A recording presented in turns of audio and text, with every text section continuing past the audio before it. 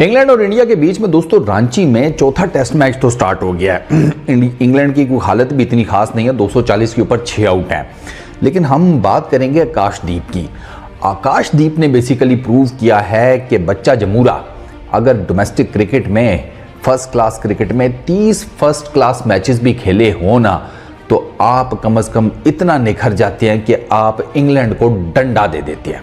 Literally क्या उस लड़के का ओपनिंग स्पेल था भाई साहब, मतलब उसकी bowling next level stuff, literally next level stuff. मैंने मतलब ठीक है सिराज भी है, बुमराह भी है, ईच एंड एवरीथिंग, लेकिन आकाश वाज लीथल भाई। उसकी गेम ही और थी, उसकी बॉलिंग ओए होए होए, उसने पिच में आग लगाई हुई थी। इतनी मूवमेंट उसने जनरेट किया ना रांची में आज नए बॉल के साथ कि मैं आपको बता नहीं सकता भाई साहब। उसने आते साथ ही डंडा खड़का दिया था इसका क्रॉली का, जैक क्रॉली का, वो तो नो बॉल निकल आई उस बेचारे की। चेक करें 7 के ऊपर इसने क्लीन बोल्ड कर दिया था क्रॉली को, लेकिन वो मैंने आपको बताया ना कि उसकी किस्मत के वो जनाब नो बॉल निकल आई।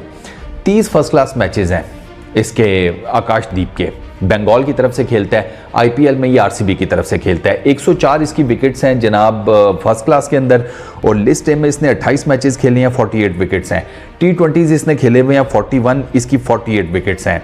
अभी तक जो इसने इंग्लैंड के अगेंस्ट स्पेल किया है उसमें 13 ओवर्स किए हैं, 47 रन दिए हैं, और इसने 3 विकेट्स लिए हैं। जैक क्रॉले को ये आउट कर चुका है, बेन डकेट को आउट कर चुका है, ओले पॉप को, यानी कि इंग्लैंड के पहले 3 बैटर ये सिंगल हैंडेडली ले गया।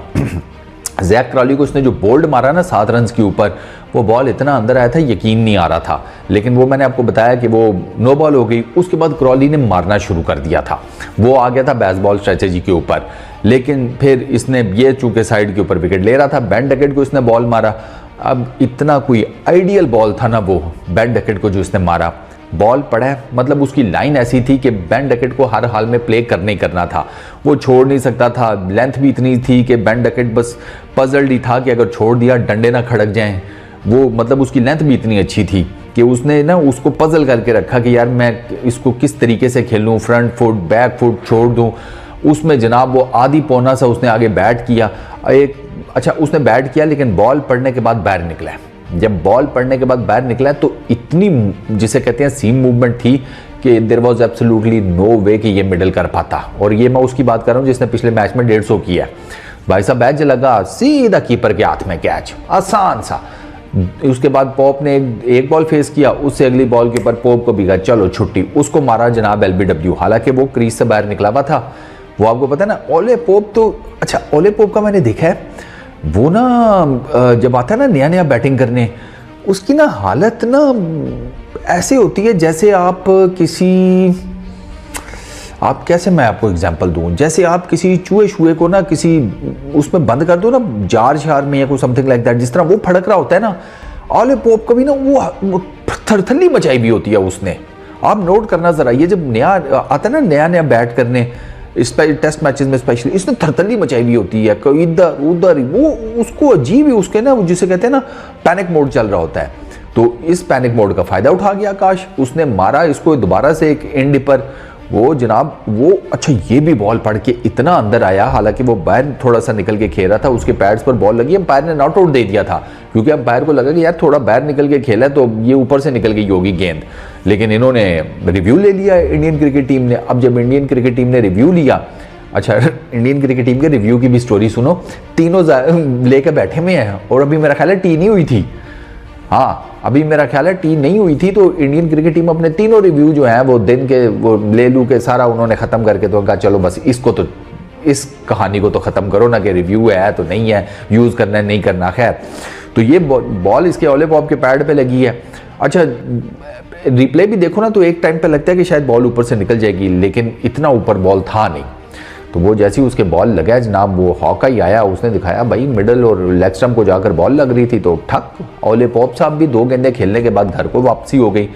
तीसरी विकेट इसकी जैक क्रॉली की थी, आकाशदीप की। सेम बॉल इसने मारा था जो उसने 7 रन पे जैक क्रॉली को मारा था ना, सेम बॉल इसने जैक को दोबारा मारा जब वो 42 के ऊपर था, और 42 ही उसने बॉल्स खेली हैं। ये बॉल पड़ा है, अंदर आया है, और मतलब इतनी वो शार्प मूवमेंट थी ना पिच पे पड़ने के बाद इतनी शार्प मूवमेंट थी कि 42 के ऊपर खेल रहा है, बाकियों को मार रहा था छक्के चौके बॉलर्स को, लेकिन इतनी शार्प मूवमेंट थी कि जैक को इतना टाइम नहीं मिला कि वो मतलब कोई एडजस्टमेंट या कुछ समथिंग लाइक दैट। सर फाटक जितना गैप था, फाटक गैप जिसको आप कह लो, वो बड़े बड़े किलों के फाटक नहीं होते, इतना गैप था उसके बैट और पैड के बीच में। मतलब इतनी स्विफ्ट किस्म की मूवमेंट थी और आकाश पेस भी ठीक ठाक जनरेट कर रहा था। तो इस स्विफ्ट मूवमेंट का क्या शिकार उसने हुआ जनाब कि वो उसके बैट और पैड में गैप था, बॉल पड़ी है, अंदर आई है, ठक करके उसके ऑफ स्टंप का डंडा उखाड़ के उधर मारा। तो ड्रीम स्टार्ट जिसे कहते हैं ना आकाश को, वो मिला। और वो जिस तरह की उसने बॉलिंग किया ना यार, वो फाइफर डिजर्व करता है लिटरली। और फाइफर तो उसका नया गेंद से ही आ जाना चाहिए था, क्योंकि मैंने उसकी बॉलिंग देखी है और यार भाई बहुत लीथल बॉलिंग की है उस लड़के ने, बहुत लीथल। आपकी सोच है जिसको कहते हैं, अगर आपको मौका मिले तो आप उसकी जाकर किसी तरीके से बॉलिंग की हाईलाइट्स देखें।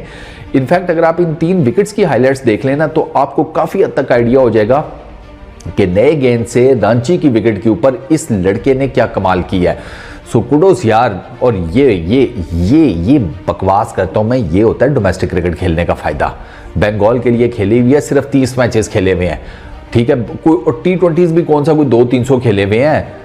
41 मैंने आपको बताया ना, 41 मैचेस, हाँ 41 T20s खेले हुए हैं, 30 इसने वो खेले हुए हैं जिसे कहते हैं फर्स्ट क्लास के मैचेस, 28 इसके लिस्ट ए के मैचेस हैं। कोई बड़ा नंबर नहीं है, लेकिन आप क्वालिटी चेक करें बॉलिंग की। इसलिए कहता हूँ डोमेस्टिक क्रिकेट बहुत इंपॉर्टेंट होती है, रेड बॉल क्रिकेट बहुत इंपॉर्टेंट होती है। ये आपको टेस्ट मैच में भी बचाती है, या आपको ओडीआई मैचेस में भी बचाती है, या आपको T20 मैचेस में भी बचाती है। लेकिन अब बात वही है कि जिसे कहते हैं गोबर सिरों को कहाँ से बात ये समझ में आए। उनको बस T20 खेलना है, पैसे कमाने हैं, एंटरटेनर हो तुम। फिर मैं हमेशा कहता हूँ अपने नाम के साथ क्रिकेटर नहीं एंटरटेनर लिखा करो। बस इस वीडियो में इतनी, अपना बहुत ख्याल रखिएगा। नेक्स्ट वीडियो में मुलाकात होगी। Peace out.